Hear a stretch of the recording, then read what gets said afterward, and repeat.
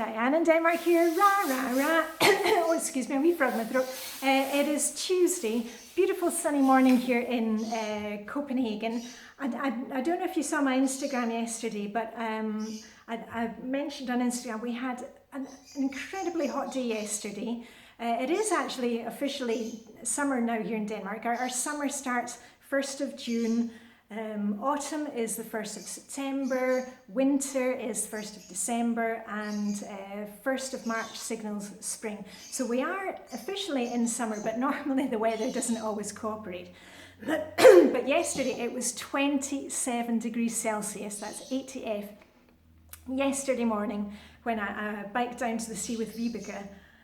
We had rain and a few thunderstorms later in the day, and it'll probably be the same today. But anyway, I'm wearing a dress for the second day in a row. But I've got my cardigan ready for when I'm out on my bike, because, you know, things can be changeable. Anyway, a quick check-in with you today, and let me get the timer started. As I always say, please set a timer before you start watching any of my videos, or if you go onto Pinterest or Amazon, before you get sucked into the internet, because quite often we maybe go there looking for inspiration or motivation, I don't know, outfit of the day or menu planning, and then 2 hours later we're still sitting there, we haven't actually done anything. So make sure you set your timer so you get off your bahookie from time to time. Anyway, a few things for you today. Have I got it started? Yeah, I've got the timer started.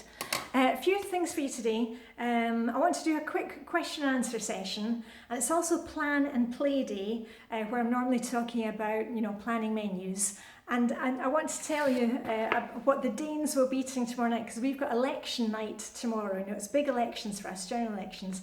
And, you know, here in Denmark we have a tradition for everything, so I'll tell you about that. Anyway, plan and play day in Flylady Land, Tuesday. Set your timer, have a look at what's coming up. And I was planning my menu last week, and I knew it was election night tomorrow, so I've planned our dinner. Also for us here in Denmark, we have, everything is happening tomorrow. Tomorrow in Denmark is Father's Day, and I know Father's Day is kind of different in all different countries. Some countries have it in November, some also have it at the same time as us. So you might want to do a wee check. Father's Day tomorrow, plus it's Danish Constitution Day, plus on top of that it's Election Day. Now I've mentioned, what was it, about 2 weeks ago, we've already voted. We have the postal option here in Denmark, which, as I explained, it's not actually posting your vote. You go down to your local council offices, the local library, and you can vote there in advance. And that's really important for the Danes. You know, democracy for us is key, and we have a really, really high turnout for elections, which is great. Everybody uses their vote. It's your kind of duty to vote, and it really eases up the queues on polling day, and also makes it easier, you know, because you may be working shifts. You may be out of the country, whatever it is, so it ensures that everybody gets to vote. And I've mentioned before, if once you've cast your vote, you know, even if it's like 3 or 4 weeks in advance, you still have the possibility to change your mind and cast a new vote before polling day. But they only count the last vote that you made, so you're not kind of getting to vote for more than once, or, you know, you're not getting like 2 or 3 votes. Just the very last vote that you make counts. So I hope that clears that up. And tomorrow the Danes will be eating veldflæsk. Now, veldflæsk, I'll show you what it is. If you can see here, this is a packet, and the one that I got from the supermarket actually says veldflæsk. Vel is the word to choose, and also the word for elections. And here, this is, I don't know if you can pick it up there, it's belly pork, really thick, like really thick slices of bacon.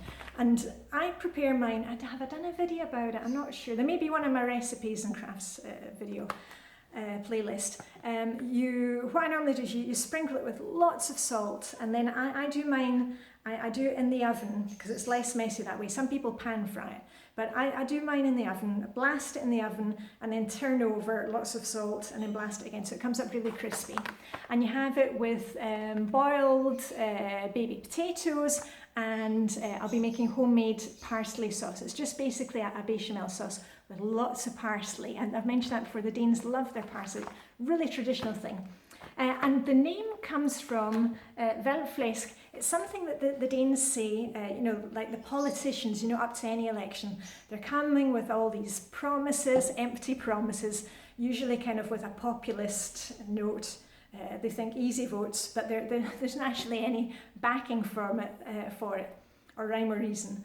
And the politicians will say to each other, oh, that's just Velflæsk, that's just a lot of election nonsense or hot air or empty promises. So this is what it is called in Velflæsk in Danish. And flæsk is the word for any kind of pork thing. So there you go, that's what we will be eating for tomorrow. So have a look at your diary, see what's coming up. Maybe you've got graduations coming up, weddings, you know, there's the end of school term, maybe you have to buy teacher gifts.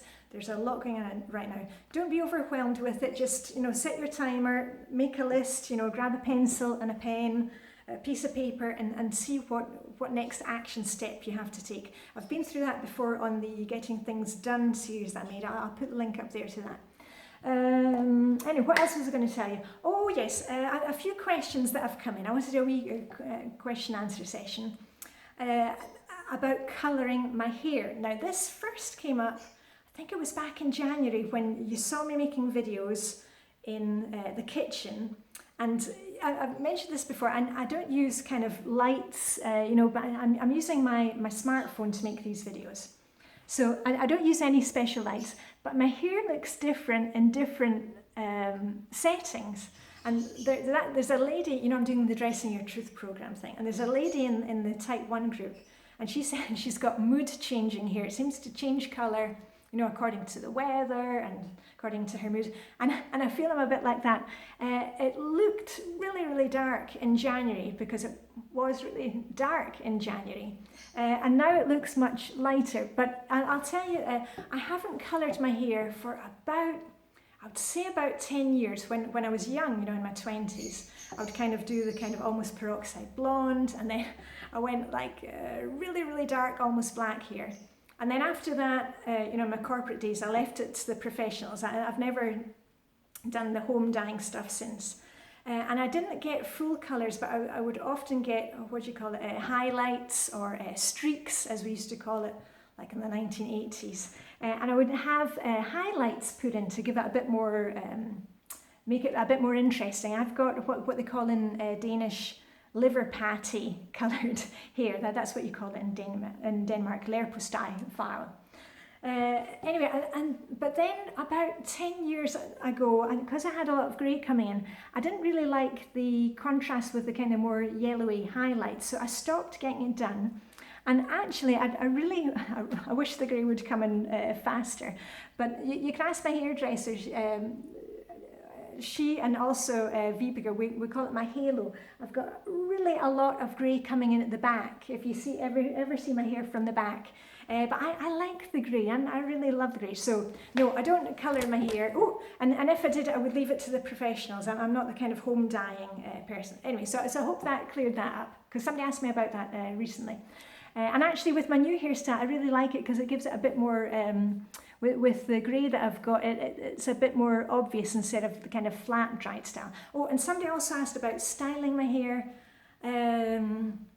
I don't do anything fancy. I dry my hair upside down, you know, I put my head down to get volume, and then I use a wee round brush to flip it out, and I use some of that wax stuff to rub it in and, you know, zhuzh it up a wee bit. So that's that.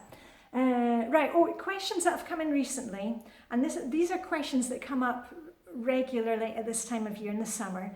How to deal with, you know, Flylady routines, and how to keep going when you have renovations going on, when you are moving house, maybe you've sold your house or moving to a new flat.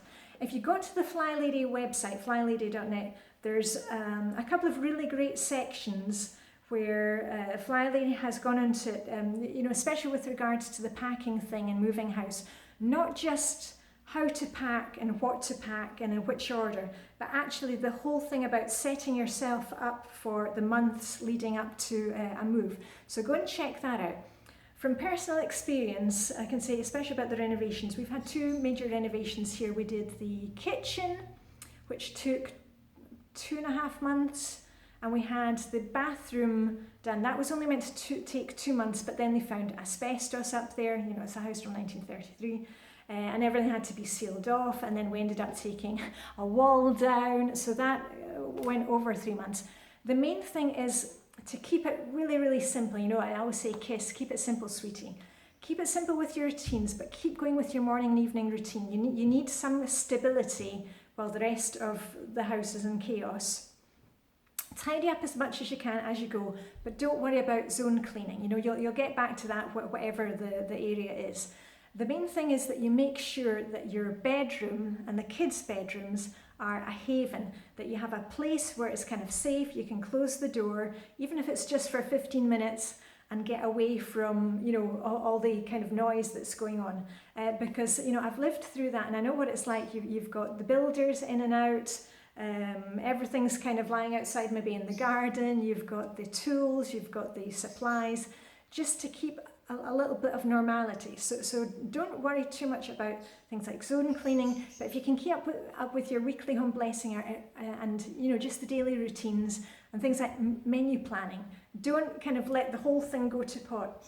The last thing you need is, when you're going through renovations, is standing there, you know, with the dust everywhere and thinking, and what are we going to have for dinner? Just keep it really simple. Often we did things like, you know, just buying a chicken, a cooked chicken from the supermarket, with a bag of salad that was mixed and ready to go. Or, as I've often said, you know, frozen pizzas, keep those in your freezer, along with a big platter of fresh veggies. You know, keep it simple. I had a little kind of like field kitchen going in the basement, and we actually managed to invite friends over and stuff. But you know, just keep it very simple. Okay. Oh, and one thing, I'm talking about planning. I wanted to share with you. I've got something really exciting coming up this weekend. I'm going on my own on a solo trip to the Danish music festival, which is called NorthSide. Now, I have to tell you a wee story about how this came up. And I would love to be able to take like my husband with me or some friends, but my husband's going to be really busy, involved just after the elections. This will be really a busy time for him. And I've got a couple of friends who wanted to go, but they can't get the time off work. I thought, anyway, I'm going on my own, and I'll tell you why I'm going. I really want to see the group New Order. Now, we need to go back 40 years. Now, you know I love my music. I grew up with punk music, indie music, new wave. I love house, I love disco, I love electronica, I love all that stuff. And I grew up with punk music, and my very first concert ever was the Buzzcocks. Now, I still love the Buzzcocks, and one of my favourite bands ever. And I was only like, what was I must have been like 12 years old at the time. And I got to go to that concert because my brother was going to the concert. And the only reason my brother's 5 years older than me. I've just got one brother, and he's along with his wife in Scotland, along with mum, and I've got a very small family. Anyway, mum and dad weren't keen on my brother going to these kind of punk concerts because something might happen. But they said he was allowed to go to the concert if he took me with him, like dragging along your wee sister. You know, that's kind of, it'll be safe.